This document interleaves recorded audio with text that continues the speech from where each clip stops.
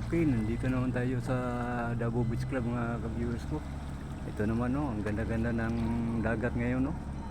Um, Malinaw na malinaw masyado. Yan no, sarap maligo.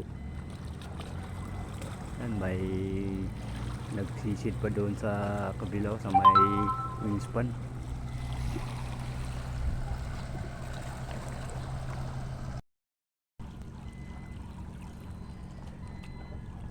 Yan na po mga ka-viewers ko, may panibago na namang kulom na i-deliver dito. Yan, baka maya maya lang i-discarga na yan.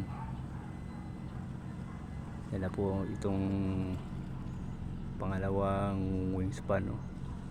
Medyo itrabaho na nila. Yan na po mga ka-viewers ko. Saka sa kabila